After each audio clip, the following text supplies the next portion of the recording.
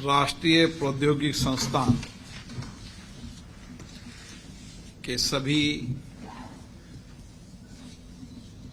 Faculty, professors, directors का मैं संसद भवन में अभिनंदन करता हूं, स्वागत करता हूं। आप सब जानते हैं कि आजादी के बाद भारत की संसद ने संसदीय लोकतंत्र को अपनाया और इस संविधान निर्माण का ये 75 वर्ष भी है।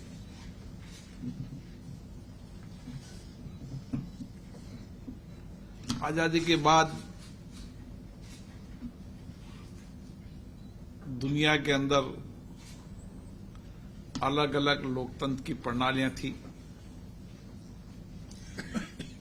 दुनिया में भारत सबसे बड़ा देश, विविधताएं, जाति, धर्म, बोली की विविधताएं थी।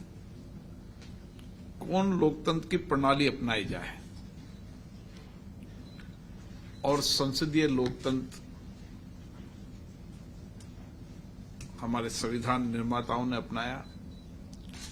आज दुनिया के अंदर संसदीय लोकतंत्री शासन चलाने की सर्वश्रेष्ठ पद्धति है और इस 75 वर्ष की यात्रा के अंदर हमारे सामने बहुत सारी आपदा थी, चुनौतियां थी, संकट थे, लेकिन इन आपदा चुनौतियों का समाधान हमने लोकतंत्र में बातचीत से, संवाद से, चर्चा से निकाला और आज दुनिया में हमारा देश सबसे बड़ा लोकतंत्र के अंदर अच्छी परंपराओं, प्रॉपर्टियों वाला देश भी है और उसके साथ हमने आर्थिक, सामाजिक परिवर्तन भी कर देश को कई क्षेत्रों में आगे लाने का प्रयास किया। इसलिए चर्चा, संवाद हमारे मूल में है।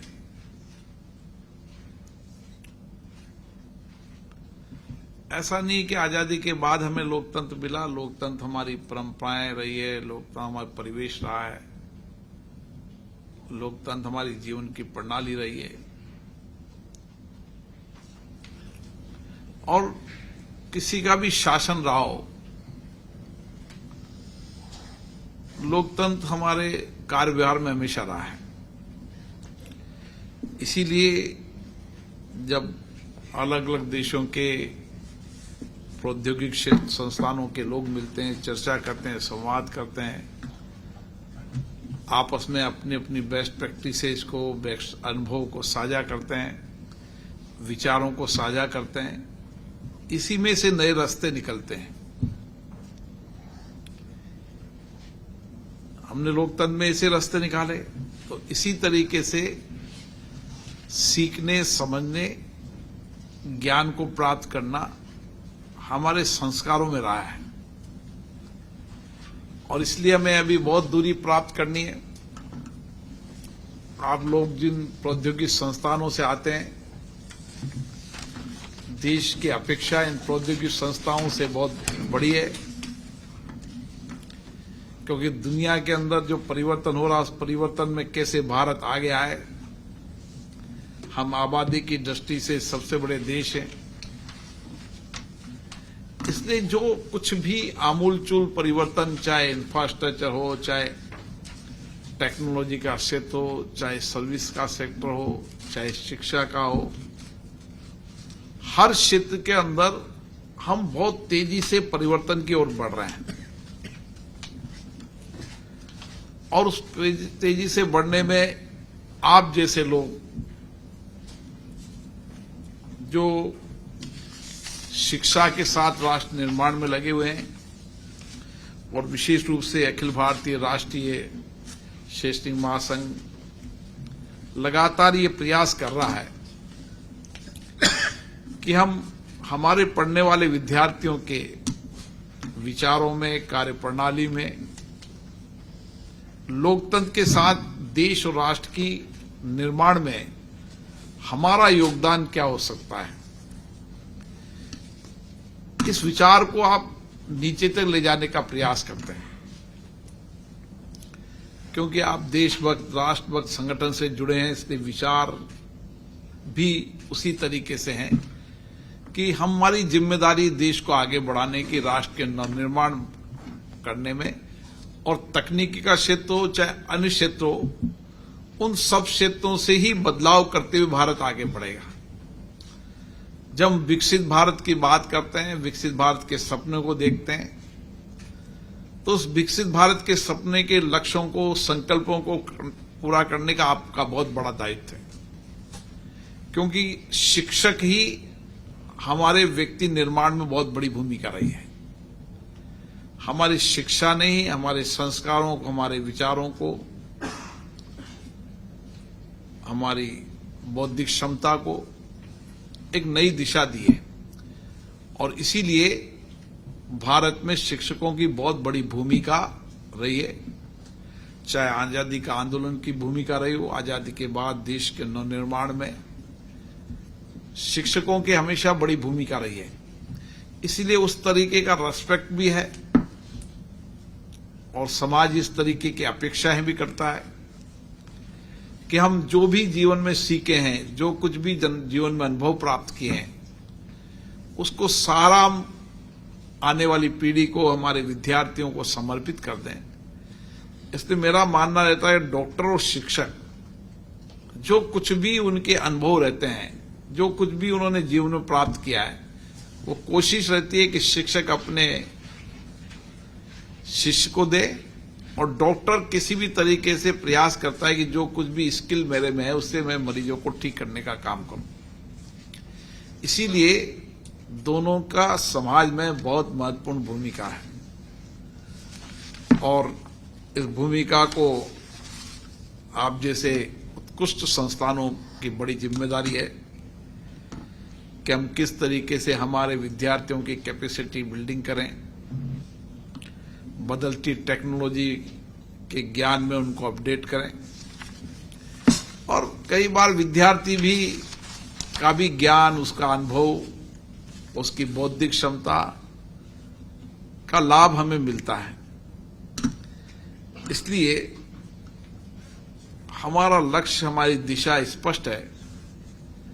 कि दुनिया के अंदर भारत को हर क्षेत्र में आगे बढ़ना है, और आज हम गर्व के साथ कह सकते हैं कि दुनिया की बड़ी चुनौतियों का समाधान अब भारत से निकलेगा। दुनिया की आपदा, संकट, चुनौतियों का समाधान भारत से निकलेगा, भारत के विश्वविद्यालयों से निकलेगा, आईआईटी, आईएम, एनआईटी के कैंपस से निकलेगा। और इसलिए हमारे सामने बहुत बड़ी चुनौती है कि हम इस कैंपस में पढ़ने वाले विद्यार्थियों को वैश्विक परिदृश्य में जो परिवर्तन हो रहा है, उस अनुसार उनकी कैपेसिटी बिल्डिंग करें, उनके ज्ञान वर्धन करें, उनकी बौद्धिक क्षमता का विकास करें। मुझे आशा है कि आप अपने अपने क्षेत्रों के अंदर एक सर्वश्रेष्ठ काम कर रहे हैं, और बदलते परिप्रेक्ष्य के अंदर नए इनोवेशन, डिजिटल टेक्नोलॉजी, एआई, जो भी वैश्विक परिदृश्य में है, उस सब में ये कैंपस अपना सहयोग दे रहे हैं। मुझे तो पता है कि कई बार कई चुनौतियों का जब समाधान निकालना होता है तो आपके कैंपस से एडवाइस ली जाती है, और मुझे खुशी है कि हमारी ये संस्था उत्कृष्ट संस्थानों के रूप में देश के अंदर कीर्तिमान हासिल कर रही है, और आने वाले समय में हम इन संस्थानों को और सर्वश्रेष्ठ बनाने का प्रयास करें, क्योंकि शिक्षा अधूरी रहते, उसी तरीके से स्किल और संस्थानों की अपग्रेडेशन करना भी हमेशा अधूरा मानकर चलना चाहिए, प्रयास नए करते रहना चाहिए कि दुनिया में सब कुछ बहुत तेजी से बदलता है, उसी तरीके से हम संस्थानों को हमें भी अपडेट उसी तरीके से रहना पड़ेगा। और मुझे आशा है कि इनोवेशन और रिसर्च के अंदर हम और तेजी से आगे बढ़ रहे हैं, लेकिन हमें दुनिया के अंदर इनोवेशन रिसर्च का सबसे बड़ा हब भारत बने, इसके लिए हमें प्रयास करने की आवश्यकता है। मैं आपका संसद भवन में हार्दिक अभिनंदन करता हूं, स्वागत करता हूं। इसी संसद में इसी तरीके की चर्चा, संवाद, सहमति, असहमति, सबने देश के सामाजिक आर्थिक परिवर्तन का काम किया है। टेक्नोलॉजी और इनोवेशन के अंदर भी आज दुनिया के अंदर भारत की लोकतांत्रिक संस्था संसद के अंदर हमने 22 लैंग्वेज के अंदर 22 भाषाओं के अंदर भाषांतरण करने का काम किया।